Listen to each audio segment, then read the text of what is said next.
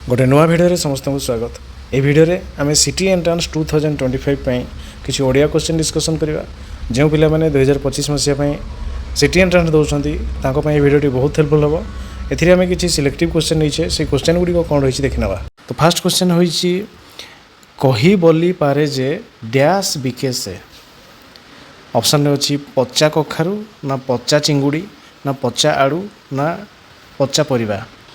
कही बोली पारे जे डैश बिके से।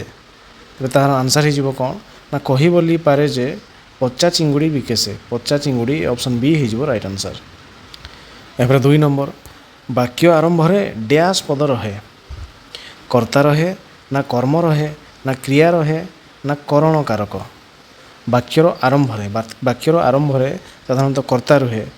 ऑप्शन ए कर्ता हो राइट आंसर। यापर 3 नंबर वाक्य शेष डैश पद रहे। कर्ता ना कर्म ना क्रिया ना संबोधन पद। वाक्य शेष क्रिया कर्ता तापर कर्म तापर क्रियापद तेणु ऑप्शन सी क्रिया हो राइट आंसर। यापर 4 नंबर वाक्य क्रिया सकर्मक होइथिले कर्मपदटी केउठारे बसे। कर्ता पूर्वरु ना कर्म पूर्वरु ना क्रिया पूर्वरु ना वाक्य आरंभ। वाक्य क्रिया जदि सकर्मक हेब तेबे कर्मपदटी से क्रिया पूर्वरु हेब तेणु ए ऑप्शन सी हो राइट आंसर। 5 नंबर कही जानिले डैश सुंदर। कथा सुंदर ना मथा सुंदर ना नथा सुंदर ना पथा सुंदर। कही जानिले कथा सुंदर ए ऑप्शन ए हो राइट आंसर। यापर 6 नंबर एक बा एकाधिक पद मिलित होई मनर भाव को संपूर्ण रूपे प्रकाश कले कौन हुए। खंडवाक्य ना वाक्य ना उपवाक्य ना मिश्र वाक्य। एक बा एकाधिक पद मिलित होई मनर भाव को संपूर्ण रूपे प्रकाश कले आम ताकू वाक्य कहवा। वाक्य ऑप्शन बी राइट आंसर। यापर 7 नंबर वाक्य व्यवहार करा जाउथिबा पद गुड़िकर पारस्परिक संबंध को कौन कहा जाए। आसक्ति ना योग्यता ना आकांक्षा ना पद विन्यास। वाक्य व्यवहार करा जाउथिबा पद गुड़िकर पारस्परिक संबंध परस्पर संबंध को आम योग्यता कहवा। योग्यता ऑप्शन बी हो राइट आंसर। यापर 8 नंबर वाक्य थिबा गोटे पद अन्य पद गुड़िकर अर्थबोधकता अपेक्षा कले ताकू कौन कहते। वाक्य थिबा गोटे पद अन्य पद गुड़िकर अर्थबोधकता अपेक्षा जदि करिवो तेबे ताकू कौन कहवा। वाक्यांश ना वाक्य ना आकांक्षा ना आसक्ति तेबे ताकू आम कहवा कौन ना आकांक्षा ऑप्शन सी हो राइट आंसर। यापर 9 नंबर वाक्य थिबा पद योजना बा सौंदर्य को कौन कहा जाए। आकांक्षा ना आसक्ति ना योग्यता ना खंडवाक्य। पद योजना बा सौंदर्य बोध को आम कौन कहवा ना ताकू कहवा आसक्ति ऑप्शन बी हो राइट आंसर। यापर 10 नंबर नरेश व्यवसाय बहुत रोजगार करुछि। वाक्य थिबा अपदान कारक पदटी किए। नरेश ना व्यवसाय ना बहुत ना रोजगार। तेबे नरेश व्यवसाय बहुत रोजगार करुछि तेबे आम देखा व्यवसाय एथिरे जो तेणु वाक्यर अपादान कारक होची कौन ना व्यवसाय ए ऑप्शन बी हो राइट आंसर। द्वारा देई एगुड़ा सब अपादान कारक ए ऑप्शन बी हो राइट आंसर। यापर 11 नंबर शिक्षक छात्रटी को बहीटे देले। वाक्य थिबा संप्रदान कारक पदटी निम्नरु बाछ। शिक्षक छात्रटी को बहीटे देले तो एथिरे आम संप्रदान कारक शिक्षक ना बहीटे ना छात्रटी को ना देले तेबे यार आंसर हो कौन ना कु मानू एगुड़ा सब हूँ संप्रदान कारक छात्रटी को तेणु ऑप्शन सी हो राइट आंसर। 12 नंबर उपयुक्त अर्थबोधक पद संहतिर उपयुक्त समाहार होची डैश। वाक्य ना उपवाक्य ना वाक्यांश ना खंडवाक्य। उपयुक्त अर्थबोधक पद संहतिर उपयुक्त समाहार किए तेरे तार आंसर हो उपयुक्त अर्थबोधक पद संगति। अर्थबोधक पद गुड़िक मिसिकी वाक्य तैयारी करती वाक्य ऑप्शन ए हो राइट आंसर। 13 नंबर ଗଠିତ ବାକ୍ୟର ରୂପ ଡ୍ୟାସ୍ ଦୃଷ୍ଟିରୁ ନିର୍ଦ୍ଧାରିତ ହୁଏ। ବାକ୍ୟ ନା କର୍ତ୍ତା ଦୃଷ୍ଟିରୁ ନା ରୂପ ଦୃଷ୍ଟିରୁ ନା ପଦ ସଂହତି। ତେବେ ଗଠିତ ବାକ୍ୟର ରୂପ ଡ୍ୟାସ୍ ଦୃଷ୍ଟିରୁ ନିର୍ଦ୍ଧାରିତ ହୁଏ। ତେବେ ତାର ଆନ୍ସର୍ ହେଇଯିବ କ'ଣ ନା ପଦ ସଂହତି ଦୃଷ୍ଟିରୁ। ଏ ଅପସନ୍ ଡି ହେଇଯିବ ରାଇଟ୍ ଆନ୍ସର୍। ଏପରେ 14 ବାକ୍ୟ ରୂପ କେତେ ଭାଗରେ ବିଭକ୍ତ? 2 ଭାଗରେ ନା 3 ଭାଗରେ ନା 4 ଭାଗରେ ନା 5 ଭାଗରେ। ବାକ୍ୟ ଗୁଡ଼ିକ କେତେ ଭାଗରେ ନା ତେ ବାକ୍ୟ ରୂପ 3 ଭାଗରେ ସରଳ ଯୌଗିକ ଜଟିଳ। ଏ ଅପସନ୍ ବି ହେଇଯିବ ରାଇଟ୍ ଆନ୍ସର୍। 15 ନମ୍ବର ବାକ୍ୟରେ ପଦାନ୍ୱୟୀ ଅବ୍ୟୟ ପଦ କେଉଁଠାରେ ବସେ? ବିଶେଷ୍ୟ ପଦ ପରେ ନା ବିଶେଷଣ ପଦ ପରେ ନା ସମ୍ବନ୍ଧିତ ପଦ ପରେ ନା କ୍ରିୟା ପରେ। ବାକ୍ୟରେ ପଦାନ୍ୱୟୀ ଅବ୍ୟୟ ପଦ କେଉଁଠାରେ ବସେ? ତେବେ ତାହା ହେଇଯିବ କ'ଣ ନା ସମ୍ବନ୍ଧିତ ପଦ ପରେ। ସମ୍ବନ୍ଧିତ ପଦ ପରେ ଅପସନ୍ ସି ହେଇଯିବ ରାଇଟ୍ ଆନ୍ସର୍। ଏପରେ 16 ନମ୍ବର ବାକ୍ୟରେ ନାହିଁ ପଦ କେଉଁଠାରେ ବସେ? କ୍ରିୟାପଦ ପରେ ନା କ୍ରିୟାପଦ ପୂର୍ବରୁ ନା ବାକ୍ୟ ଆରମ୍ଭରେ ନା ବାକ୍ୟ ଶେଷରେ। ତେବେ ନାହିଁ ଆମେ କେଉଁଠି ବସାଇବା ନା ନାହିଁ କ୍ରିୟା ପରେ। ଗଲା ନାହିଁ, ଖାଇଲା ନାହିଁ, ଏମିତି କ୍ରିୟା ପରେ। ଏ ଅପସନ୍ ଏ ହେଇଯିବ ରାଇଟ୍ ଆନ୍ସର୍। 17 ନମ୍ବର ବାକ୍ୟରେ ନ କେଉଁଠାରେ ବସେ? କ୍ରିୟାପଦ ପୂର୍ବରୁ ନା କ୍ରିୟାପଦ ପରେ ନା ବାକ୍ୟ ଶେଷରେ ନା ବାକ୍ୟ ଆରମ୍ଭରେ। ଏବେ ନ ଆମେ କେମିତି କରିବା? ନ ଗଲା, ନ ଖାଇଲା, ତେଣୁ ନାହିଁ ପରେ ବସିବ, କିନ୍ତୁ ନ କ୍ରିୟାପଦ ପୂର୍ବରୁ ବସିବ। ତେଣୁ ଏ ଅପସନ୍ ଏ କ୍ରିୟାପଦ ପୂର୍ବରୁ ହେଇଯିବ ଏହାର ରାଇଟ୍ ଆନ୍ସର୍। ଏବେ 18 ନମ୍ବର ବାକ୍ୟରେ କରଣକାରକ ପଦ କେଉଁଠାରେ ବସେ? କର୍ମପଦ ପରେ ନା କର୍ମପଦ ପୂର୍ବରୁ ନା କର୍ମପଦ ପରେ ବା ପୂର୍ବରୁ ନା କ୍ରିୟା ପରେ। କରଣକାରକ ଦେବେ ତାହା ହେଇଯିବ କ'ଣ ନା କର୍ମପଦ ପରେ ବା ପୂର୍ବରୁ। କର୍ମପଦ ପରେ ବା ପୂର୍ବରୁ। ଏ ଅପସନ୍ ସି ହେଇଯିବ ରାଇଟ୍ ଆନ୍ସର୍। 19 ନମ୍ବର ବାକ୍ୟର ଗଠନାତ୍ମକ ରୂପ କେତେ ଭାଗରେ ବିଭକ୍ତ? 4 ଭାଗରେ ନା 5 ଭାଗରେ ନା 3 ଭାଗରେ ନା 2 ଭାଗରେ। ବାକ୍ୟର ଗଠନାତ୍ମକ ରୂପ କେତେ ଭାଗରେ ବିଭକ୍ତ? ଗଠନାତ୍ମକ ରୂପ ହେଇଯିବ କେତେ ନା 4 ଭାଗରେ।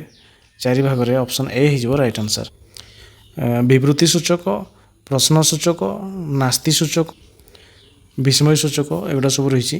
ତେଣୁ 4 ଅପସନ୍ ଏ ହେଇଯିବ ରାଇଟ୍ ଆନ୍ସର୍। ଏହାପରେ 20 ନମ୍ବର ବାକ୍ୟର ପ୍ରକାର୍ଯ୍ୟାତ୍ମକ ରୂପ କେତେ ଭାଗରେ ବିଭକ୍ତ? 4 ଭାଗ ନା 5 ଭାଗ ନା 3 ଭାଗ ନା 2 ଭାଗ। ପ୍ରକାର୍ଯ୍ୟାତ୍ମକ ରୂପ 5 ଭାଗ। ଅପସନ୍ ବି ହେଇଯିବ ରାଇଟ୍ ଆନ୍ସର୍। ଏପରେ 21 ନମ୍ବର ଗୋଟିଏ ମାତ୍ର ସମାପିକା କ୍ରିୟା ଥିବା ବାକ୍ୟକୁ କି ବାକ୍ୟ କୁହାଯାଏ? ସରଳ ବାକ୍ୟ ନା ଯୌଗିକ ବାକ୍ୟ ନା ଜଟିଳ ବାକ୍ୟ ନା ମିଶ୍ର ବାକ୍ୟ। ଗୋଟିଏ ମାତ୍ର ସମାପିକା କ୍ରିୟା ଥିବ, ତେବେ ସେ ହେଇଯିବ ସରଳ ବାକ୍ୟ। ଅପସନ୍ ଏ ହେଇଯିବ ରାଇଟ୍ ଆନ୍ସର୍। ଏবার 22 ନମ୍ବର ବାପା ବଜାରକୁ ଯାଇ ମାଛ ଆଣିଲେ। ଗଠନ ଦୃଷ୍ଟିରୁ ଏହା କି ପ୍ରକାର ବାକ୍ୟ? ସରଳ ବାକ୍ୟ ନା ମିଶ୍ର ବାକ୍ୟ ନା ଜଟିଳ ବାକ୍ୟ ନା ଯୌଗିକ ବାକ୍ୟ। ତେବେ ସରଳ ବାକ୍ୟ ହେବ, କାରଣ ବାପା ବଜାରକୁ ଯାଇ ମାଛ ଆଣିଲେ ଯେତେବେଳେ ସେତେବେଳେ ଯଦି ଲାଗିଥାନ୍ତା ସେ ଜଟିଳ ହୋଇଥାନ୍ତା। ଓ ଏବଂ ଲାଗିଥିଲେ ମିଶ୍ର ହୋଇଥାନ୍ତା ବା ଯୌଗିକ ହୋଇଥାନ୍ତା, ଯୌଗିକ ବାକ୍ୟ ହୋଇଥାନ୍ତା ଓ ଏବଂ ଲାଗିଥିଲେ। କିନ୍ତୁ ଡାଇରେକ୍ଟ ଏହା ବାପା ବଜାରକୁ ଯାଇ ମାଛ ଆଣିଲେ ସରଳ ବାକ୍ୟ। ଯଦି ହେଇଥାନ୍ତା ବାପା ବଜାରକୁ ଗଲେ ଏବଂ ମାଛ ଆଣିଲେ ଯୌଗିକ ବାକ୍ୟ। ଯେତେବେଳେ ବାପା ବଜାରକୁ ଗଲେ ସେତେବେଳେ ମାଛ ଆଣିଲେ ଜଟିଳ ହୋଇଥାନ୍ତା। ତେଣୁ ଏ ଡାଇରେକ୍ଟ ସରଳ ବାକ୍ୟ। ଅପସନ୍ ଏ ହେଇଯିବ ଏହାର ରାଇଟ୍ ଆନ୍ସର୍। 23 ନମ୍ବର ପରସ୍ପର ନିର୍ଭରଶୀଳ 2 ବା ତତୋଧିକ ସରଳ ବାକ୍ୟର ସମାହାର ଯୋଗେ ଗଠିତ ବାକ୍ୟକୁ କି ବାକ୍ୟ କୁହାଯାଏ? ପରସ୍ପର ନିର୍ଭରଶୀଳ 2 ବା ତତୋଧିକ ସରଳ ବାକ୍ୟର ସମାହାରରେ ନିର୍ଭରଶୀଳ। ସରଳ ବାକ୍ୟ ନା ଯୌଗିକ ବାକ୍ୟ ନା ଜଟିଳ ବାକ୍ୟ ନା ମିଶ୍ର ବାକ୍ୟ। ପରସ୍ପର ଦୁଇଟା ନିର୍ଭରଶୀଳ ହୋଇଥିବେ, ତେବେ ତାକୁ ଆମେ କହିବା କ'ଣ ନା ସେ କହିଛି ନିର୍ଭରଶୀଳ, ପୁଣି କହିଛି 2 ବା ତତୋଧିକ ସରଳ ବାକ୍ୟ। ସେଗୁଡ଼ା ସରଳ ବାକ୍ୟ ଗୁଡ଼ିକ ହିଁ ଜଏଣ୍ଟ ହୋଇଥିବେ, ତେବେ ତାହା ହେଇଯିବ କ'ଣ ନା ଯୌଗିକ ବାକ୍ୟ। ଯୌଗିକ ବାକ୍ୟ। Option B right answer. Ram ବଜାର ଗଲା ଆଉ ରାମ ମାଛ କିଣିଲା। ଯଦି ଓ ଲଗେଇଦେବା ରାମ ବଜାର ଗଲା ଓ ମାଛ କିଣିଲା, ତେବେ ତାହା ଯୌଗିକ ବାକ୍ୟ ହେବ। ଏ ଅପସନ୍ ବି ରାଇଟ୍ ଆନ୍ସର୍। ଏପରେ 24 ପୂଜା ବିଦ୍ୟାଳୟକୁ ଗଲା ମାତ୍ର ଶ୍ରେଣୀରେ ବସିପାରିଲା ନାହିଁ। ଗଠନ ଦୃଷ୍ଟିରୁ ଏହା କି ପ୍ରକାର ବାକ୍ୟ? ସରଳ ବାକ୍ୟ ନା ମିଶ୍ର ବାକ୍ୟ ନା ନାସ୍ତି ସୂଚକ ବାକ୍ୟ ନା ଯୌଗିକ ବାକ୍ୟ। ପୂଜା ବିଦ୍ୟାଳୟକୁ ଗଲା ମାତ୍ର ଶ୍ରେଣୀରେ ବସିପାରିଲା ନାହିଁ, ତେବେ ତାହା ହେଇଯିବ କ'ଣ ନା ଇଏ ମଧ୍ୟ ପୂଜା ବିଦ୍ୟାଳୟକୁ ଗଲା ପୂଜା ଶ୍ରେଣୀରେ ବସିଲା ନାହିଁ, ବସିପାରିଲା ନାହିଁ। ଏଠି ମାତ୍ର ଲଗିଛି, ଆଶ୍ରିତ ନାହିଁ କେହି, ତେଣୁ ଇଏ ମଧ୍ୟ ଯୌଗିକ ବାକ୍ୟ। ଏ ଅପସନ୍ ଡି ହେଇଯିବ ରାଇଟ୍ ଆନ୍ସର୍। ଏହାପରେ 25 ନମ୍ବର, ଦୁଇ ବା ତତୋଧିକ ପରସ୍ପର ସାପେକ୍ଷ ଖଣ୍ଡ ବାକ୍ୟର ସମନ୍ୱୟରେ କି ବାକ୍ୟ ଗଠିତ ହୁଏ? ମିଶ୍ର ବାକ୍ୟ, ନା ଜଟିଳ ବାକ୍ୟ, ନା ସରଳ ବାକ୍ୟ, ନା ଯୌଗିକ ବାକ୍ୟ? ଦୁଇ ବା ତତୋଧିକ ପରସ୍ପର ସାପେକ୍ଷ ଖଣ୍ଡ ବାକ୍ୟର ସମନ୍ୱୟ। ଖଣ୍ଡ ବାକ୍ୟର ସମନ୍ୱୟରେ ଖଣ୍ଡ ବାକ୍ୟ ପୁରା ସମ୍ପୂର୍ଣ୍ଣ ବାକ୍ୟ ହେଇନଥିବ, ଜଟିଳ ବାକ୍ୟ ହେବ ତାହା। ଜଟିଳ ବାକ୍ୟ ଏ ଅପସନ୍ ବି ହେଇଯିବ ରାଇଟ୍ ଆନ୍ସର୍। ତାପରେ 26 ନମ୍ବର, ଅଜା ଯେତେବେଳେ ଘରେ ପହଞ୍ଚିଲେ ସେତେବେଳେ ଚନ୍ଦ୍ରକାନ୍ତ ଘରେ ନଥିଲା। ଗଠନ ଦୃଷ୍ଟିରୁ ଏହା କି ପ୍ରକାର ବାକ୍ୟ? ସରଳ ବାକ୍ୟ, ନା ଜଟିଳ ବାକ୍ୟ, ନା ଯୌଗିକ ବାକ୍ୟ, ନା ମିଶ୍ର ବାକ୍ୟ? ଯେତେବେଳେ ସେତେବେଳେ, ତେଣୁ ଏହା ହେଇଯିବ କ'ଣ ନା ଜଟିଳ ବାକ୍ୟ। ଏ ଅପସନ୍ ବି ହେଇଯିବ ରାଇଟ୍ ଆନ୍ସର୍। ଏପରେ 27 ନମ୍ବର, ବାକ୍ୟରେ ଦ୍ୱିକର୍ମକ କ୍ରିୟାପଦ ଥିଲେ କେଉଁ କର୍ମ ପରେ କେଉଁ କର୍ମ ବ୍ୟବହାର କରାଯାଏ?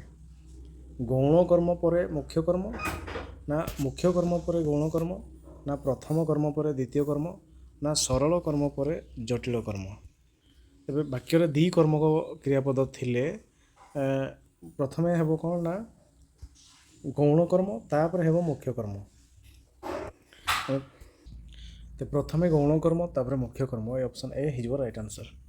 ତାପରେ 28 ନମ୍ବର, ବାକ୍ୟରେ ସମ୍ବୋଧନ କେଉଁଠାରେ ବସେ? ବାକ୍ୟ ଶେଷରେ, ନା ବାକ୍ୟ ମଝିରେ, ନା ବାକ୍ୟ ଆରମ୍ଭରେ, ନା ଆରମ୍ଭରେ ବା ଶେଷରେ? ତେବେ ସମ୍ବୋଧନ ପଦ ବାକ୍ୟ ଆରମ୍ଭରେ ବା ଶେଷରେ ବସେ। ଅପସନ୍ ଡି ହେଇଯିବ ରାଇଟ୍ ଆନ୍ସର୍। ଏପରେ 29, ବାକ୍ୟରେ ବିଶେଷ୍ୟ ପଦ ପୂର୍ବରୁ କେଉଁ ପଦ ବସେ? ସର୍ବନାମ, ନା କ୍ରିୟାପଦ, ନା ବିଶେଷଣ ପଦ, ନା ଅବ୍ୟୟ ପଦ? ବିଶେଷ୍ୟ ପଦ ପୂର୍ବରୁ, ବିଶେଷ୍ୟ ପଦ ପୂର୍ବରୁ ବିଶେଷଣ ପଦ ବସିପାରିବ। ଫୁଲ, କିନ୍ତୁ ସୁନ୍ଦର ଫୁଲ, ତେଣୁ ଏ ଅପସନ୍ ସି ବିଶେଷଣ ହେଇଯିବ ରାଇଟ୍ ଆନ୍ସର୍। 30 ନମ୍ବର, ବାକ୍ୟରେ ସମ୍ବନ୍ଧିତ ପଦ ପୂର୍ବରୁ କେଉଁ ପଦ ବସେ? ବିଶେଷ୍ୟ ପଦ, ନା କ୍ରିୟାପଦ, ନା ବିଶେଷଣ ପଦ, ନା ଅବ୍ୟୟ ପଦ? ତେବେ ବିଶେଷ୍ୟ ସମ୍ବନ୍ଧିତ ପଦ ପୂର୍ବରୁ ଅବ୍ୟୟ ପଦ ବସିବ। ଏ option D right answer. 31 number, ବାକ୍ୟରେ ବେଳେବେଳେ ଅଧିକରଣ କାରକ ପଦକୁ କେଉଁଠାରେ ରଖାଯାଏ? ଅଧିକରଣ କାରକ ପଦକୁ କେଉଁଠାରେ ରଖାଯାଏ? ବାକ୍ୟ ଶେଷରେ, ନା ବାକ୍ୟ ଆରମ୍ଭରେ, ନା ବାକ୍ୟ ମଝିରେ, ନା ବାକ୍ୟ ମଧ୍ୟରେ? ଅଧିକରଣ କାରକ ପଦକୁ କେଉଁଠି ରଖାଯାଏ? ତେବେ ତା'ର ଆନ୍ସର୍ ହେଇଯିବ ବାକ୍ୟ ଆରମ୍ଭରେ। Option B right answer. 32 number, ଗୁରୁତ୍ୱ ଆରୋପ ପାଇଁ ଯେକୌଣସି ପଦ ବାକ୍ୟରେ କେଉଁଠାରେ ବସେ? ବାକ୍ୟ ଆରମ୍ଭରେ, ନା ବାକ୍ୟ ଶେଷରେ, ନା ମଝିରେ, ନା ଯେକୌଣସି ସ୍ଥାନରେ? ଗୁରୁତ୍ୱ ଆରୋପ ପାଇଁ ଯେକୌଣସି ପଦ ବାକ୍ୟର କେଉଁଠାରେ ବସେ? ତେବେ ଏହାର ଆନ୍ସର୍ ହେଇଯିବ କ'ଣ ନା ବାକ୍ୟ ଶେଷରେ। ଅପସନ୍ ବି ହେଇଯିବ ରାଇଟ୍ ଆନ୍ସର୍। 33, ବାକ୍ୟରେ ଗୁରୁତ୍ୱ ଆରୋପଣ ପାଇଁ ଥିବା ବାକ୍ୟାଂଶ କେଉଁଠାରେ ବସିପାରିବ? ବାକ୍ୟ ଆରମ୍ଭରେ, ନା ବାକ୍ୟ ଶେଷରେ, ନା ମଧ୍ୟଭାଗରେ, ନା ଯେକୌଣସି ସ୍ଥାନରେ? ଗୁରୁତ୍ୱ ଆରୋପଣ ପାଇଁ ଥିବା ବାକ୍ୟାଂଶ ତାହେଲେ କେଉଁଠି ବସିବ? ତାହା ହେଇଯିବ ବାକ୍ୟ ଆରମ୍ଭରେ। ଏ ଅପସନ୍ ଏ ହେଇଯିବ ରାଇଟ୍ ଆନ୍ସର୍। 34 ନମ୍ବର, ସମସ୍ତ ବାକ୍ୟର ସମାପିକା କ୍ରିୟାଯୁକ୍ତ ଅଂଶଟିକୁ ଡ୍ୟାସ୍ କୁହାଯାଏ? ବାକ୍ୟ, ନା ଖଣ୍ଡବାକ୍ୟ, ନା ବାକ୍ୟାଂଶ, ନା ଉପବାକ୍ୟ? ସମସ୍ତ ବାକ୍ୟର ସମାପିକା କ୍ରିୟାଯୁକ୍ତ ଅଂଶଟିକୁ ଖଣ୍ଡବାକ୍ୟ କୁହାଯିବ। ଅପସନ୍ ବି ହେଇଯିବ ରାଇଟ୍ ଆନ୍ସର୍।